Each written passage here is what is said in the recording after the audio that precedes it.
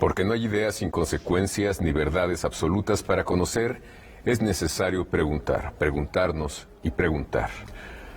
Hace algunos años, hace 10 al parecer, una investigadora, una poeta, una ensayista, una editora se puso a tratar de contestar algunas preguntas que le surgieron a partir de la relación de dos grandes escritores mexicanos. Y resultado de ese contestar esas interrogantes, esas preguntas, terminó siendo un libro que se llama Estrella de dos puntas, Octavio Paz y Carlos Fuentes, Crónica de una amistad, y está escrito por la poeta, por la narradora, por la ensayista Malva Flores.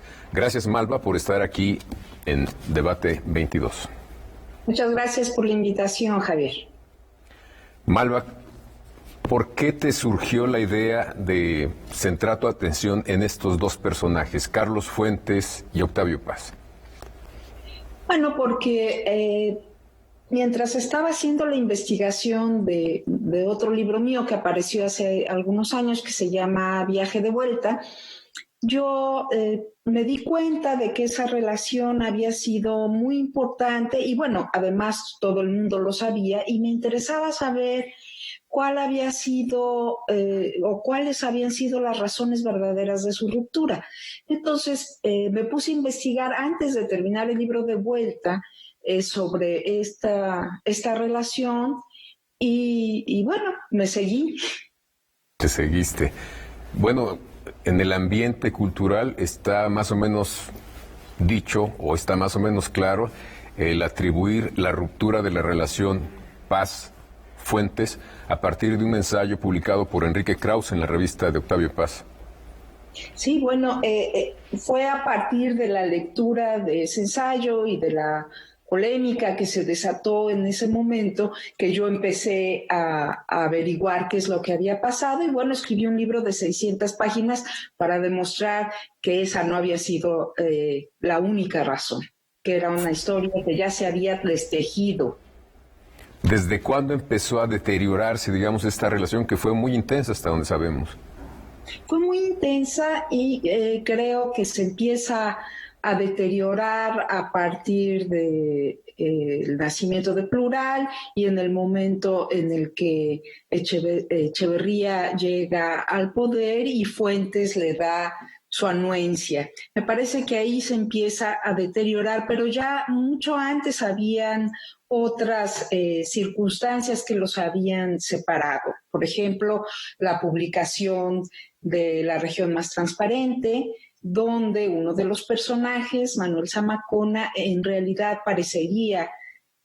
se parecería muchísimo a Octavio Paz, y me parece que eso lastimó al poeta.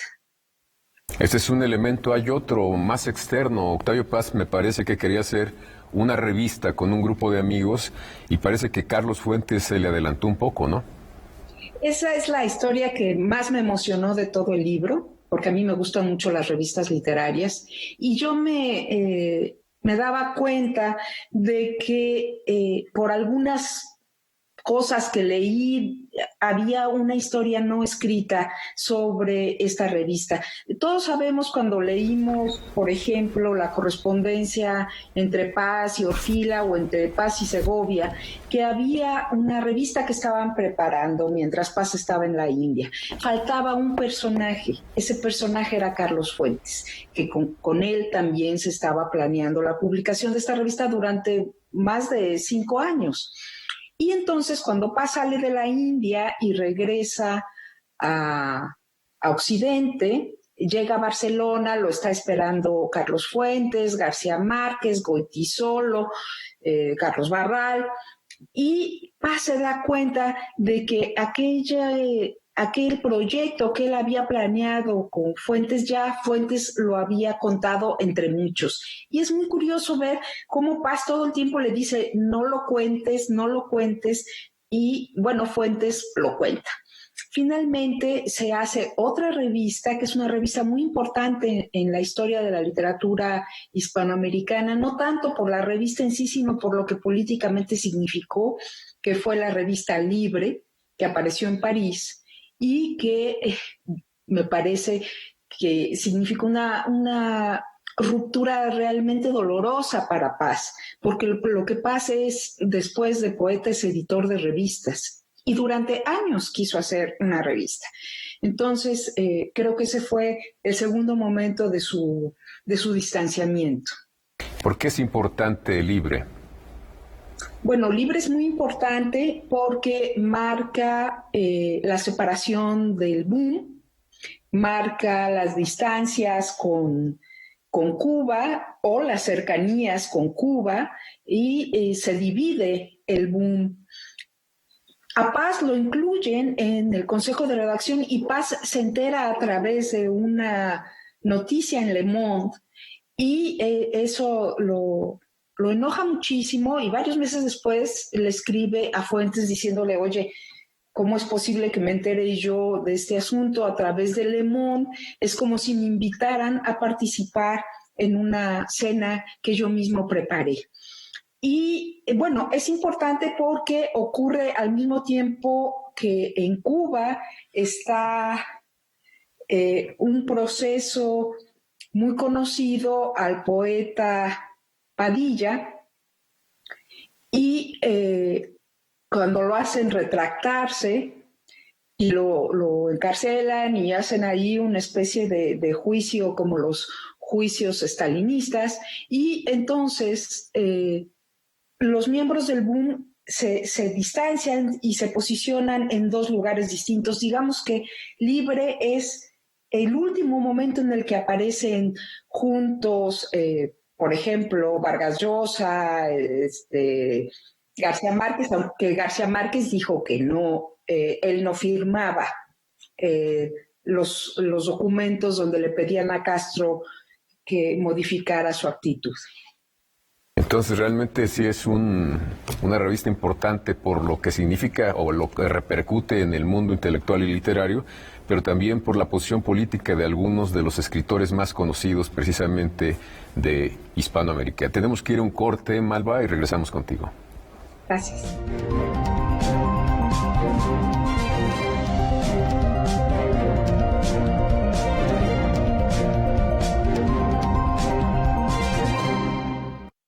Si conoces a personas chilangas que residan en el extranjero, avísales que si su credencial para votar venció en 2019 o 2020, aún es válida para que puedan votar por la primera diputación migrante de la Ciudad de México. Recuérdales ingresar a www.votochilango.mx para registrar su credencial antes del 10 de marzo de 2021.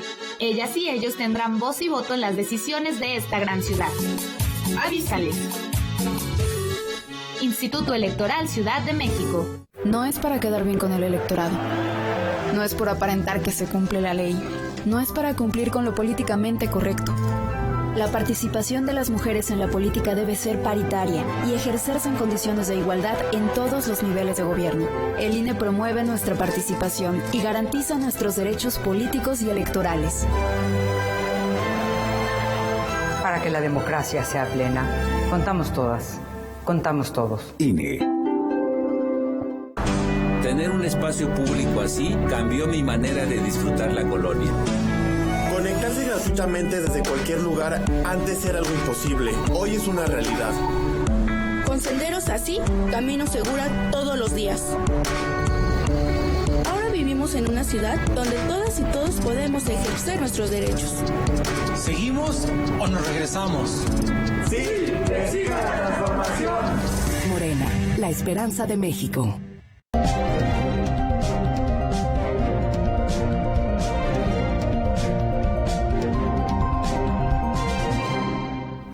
Les recuerdo que está con nosotros la poeta, la escritora Malva Flores, autora de este libro realmente de más de 600 páginas, muy documentado. Recurrió a muchos archivos personales, particulares, de institutos nacionales y del extranjero, para darle forma y tratar de responder las inquietudes que tenía de esta amistad rota, de esta amistad que se fue desmoronando a lo largo del tiempo. Malva, por cierto, por este trabajo, por este ensayo, acaba de recibir el premio Mazatlán. Gracias, Malva, por estar con nosotros aquí en Debate 22. Gracias. recurriste a muchos archivos, revisaste muchos papeles durante mucho tiempo. Yo dije al principio, fueron más o menos 10 años, ¿no? Sí, fueron más o menos 10 años y revisé una enorme cantidad de correspondencia porque me importaba ver no nada más lo que decían Fuentes y Paz o lo que se decían entre sí, sino lo que decían los amigos e incluso los que no eran sus amigos, porque creo que uno debe ir llenando los huecos de la historia viendo las otras historias, no solo las historias de los protagonistas esenciales. Por otro lado, me importaba mucho reproducir o analizar, estudiar cómo habían sido las polémicas en México desde los años 50. Entonces, revisé muchos periódicos, suplementos culturales, porque había una vida realmente extraordinaria en esos momentos y unas polémicas geniales. A mí me gustan mucho y entonces ahora las veo divertidas, pero me imagino que en su momento no lo habrán sido tanto. Bueno, pero era un ambiente, me da la impresión, una vida cultural mucho más rica. Se decían las cosas, se argumentaban, se disentía públicamente. Exacto, eso es lo que me interesaba mostrar. Creo que lo políticamente correcto nos ha destruido desde muchos puntos de vista y ya no podemos discutir sin que seamos culpados de algo. Y en esos momentos grandes escritores y grandes críticos se peleaban todo el tiempo y nadie armaba una crucifixión por decirle a las cosas como se llaman las cosas. Entonces, por ejemplo, podemos ver a muchos personajes en el libro que están, uno muy importante es Fernando Benítez, por ejemplo, y todo lo que se escribía en la cultura en México o en México en la cultura antes. Entonces eso me importaba rescatar, ver cómo eran esas polémicas y esas discusiones públicas. Y además se apoyaban finalmente como escritores. Fernando Benítez publicó muchas veces a Octavio Paz. Muchísimas. Exactamente. Tenían disensos, tenían desacuerdos, pero estaban de acuerdo en tener desacuerdos. A mí me sorprendió mucho ver en la biblioteca de Monsiváis algunos libros dedicados con mucho afecto por Octavio Paz a Carlos en los años posteriores a la polémica que tuvieron pública muy fuerte en la revista Proceso. Y le pregunté a los dos y me dijeron que, bueno, pues las discusiones eran discusiones, pero se reconocían como digamos, interlocutores de cosas que les interesaban a los dos.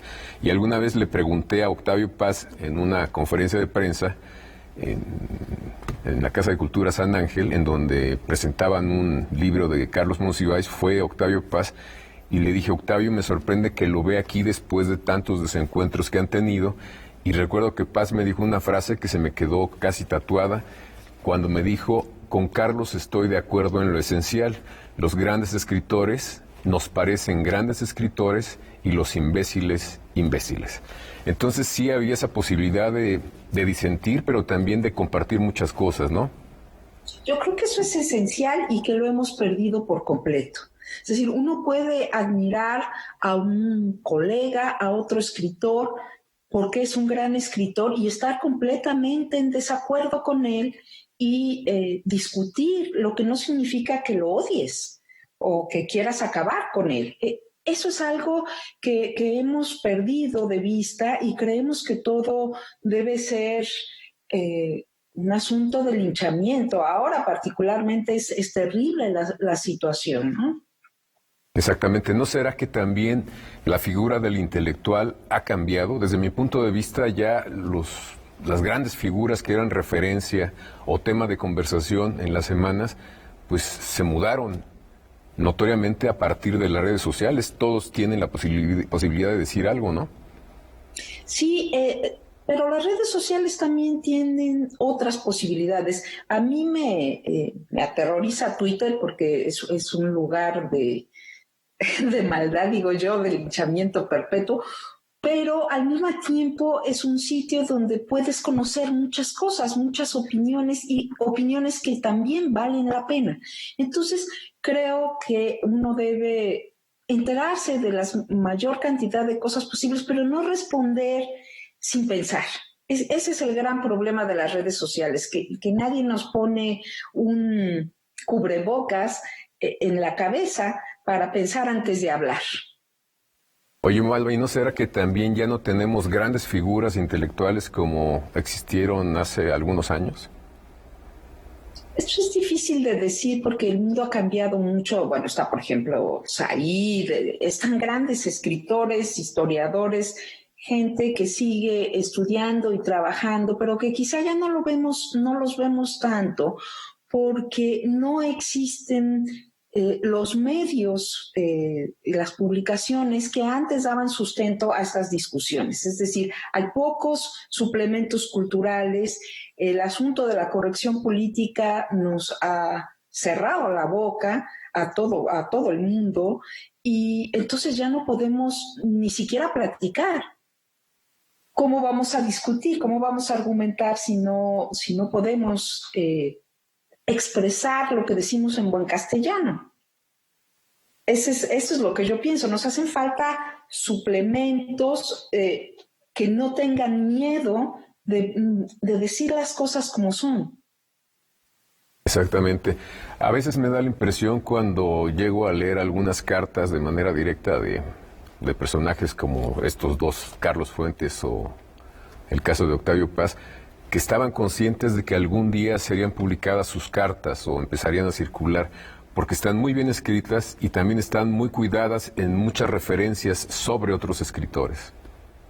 ¿Piensas lo mismo? Sí pienso, por supuesto, que sabían que se iban a publicar. No sé si al principio de su amistad, quizá al final sí, o seguramente sí, pero hay un momento en su correspondencia donde dan rienda suelta a las cosas más graciosas, o bueno, a mí me daba mucha risa cómo se referían a distintos personajes, se burlaban de ellos, etcétera. Entonces, creo que hay un momento en el que la amistad es más grande que la presunción de la posteridad. Y esas partes son muy entrañables, divertidas o tristes. Y es una gran correspondencia, ojalá que se publique pronto. Y nos das cuenta también de detalles curiosos como el hecho de que Cortázar se hizo un tratamiento para tener barba, ¿no? Sí, eso fue increíble. Sí, y era parte de ese intercambio epistolar. Tenemos que hacer un corte, Malva, y regresamos contigo.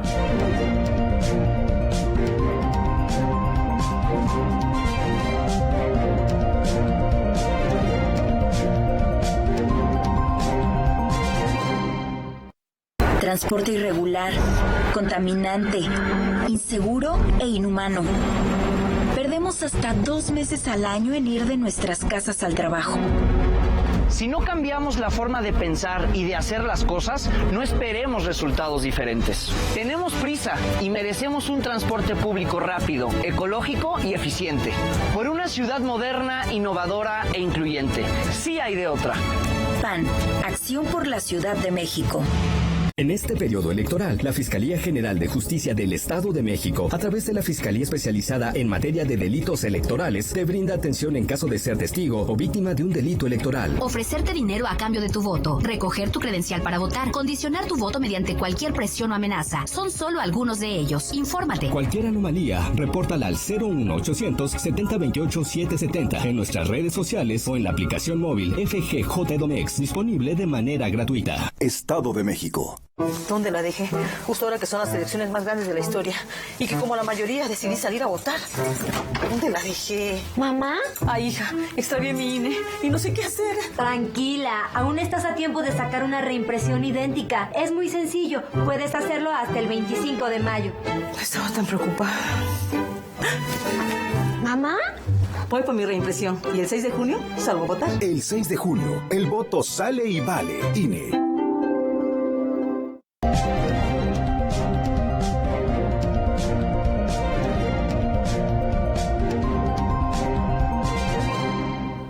Les recuerdo que está con nosotros la escritora, la poeta Malva Flores, Premio Mazatlán de Literatura por el libro Estrella de 2 puntas, del que estamos hablando precisamente en esta ocasión.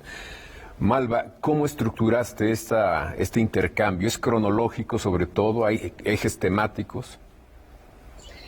Fíjate que ese fue un asunto que me angustió mucho tiempo porque no sabía cómo hacerlo, pero yo quería ser lo más objetiva posible y darle una voz equilibrada a ambos protagonistas. De modo que lo que hice fue plantear el momento en que se encuentran y después ir viendo qué van haciendo los dos en los mismos años y en qué momentos se reúnen.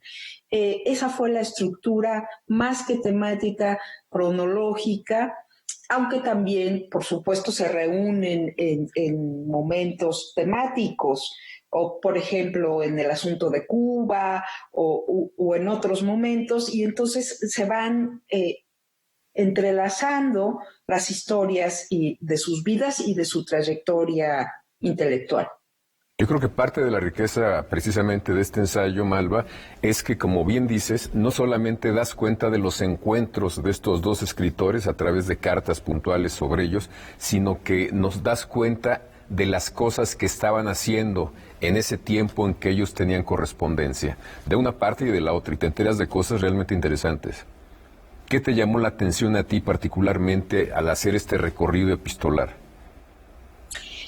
Bueno, yo tenía un conocimiento bastante más amplio de Paz que de Fuentes, y entonces me enteré de muchas cosas que había hecho Fuentes y que yo no conocía. Toda su actividad política en los 60, sabía yo de ella, pero no había leído todos sus artículos. Leí todos sus artículos periodísticos, políticos, y eso me sorprendió porque lo ignoraba, y también cosas graciosas que conocía de distinta mano, porque otros escritores habían contado los episodios. Por ejemplo, cuando Paz se pelea a golpes con otros escritores en París y termina en el piso, y hay varias versiones. Entonces yo encontré afortunadamente el documento de cómo lo reseña el periódico en Francia, y es muy gracioso. Entonces esas pequeñas cosas a mí me encantaron encontrarlas. Me gustó mucho ver también un asunto esencial, me parece, en el caso de Paz, y es que siempre le pidió a Fuentes que respondiera a las críticas que se le hacían en las distintas publicaciones que Paz tuvo, ¿no? Porque las personas, lo que veníamos hablando, y el cariño entre las personas no tiene nada que ver con la crítica a las ideas de las personas que queremos. Pero Fuentes hizo mutis de plano. Hizo mutis. Malva, el ensayo da cuenta de momentos importantes, por ejemplo, la postura que tuvieron frente a Luis Echeverría.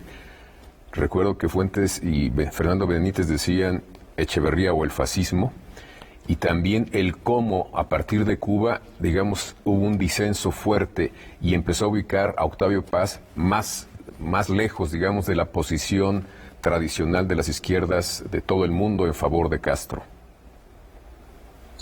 Ese momento es muy importante, no solo para la historia de la relación entre ambos, sino para la historia de la literatura mexicana, porque en ese momento están publicando en plural.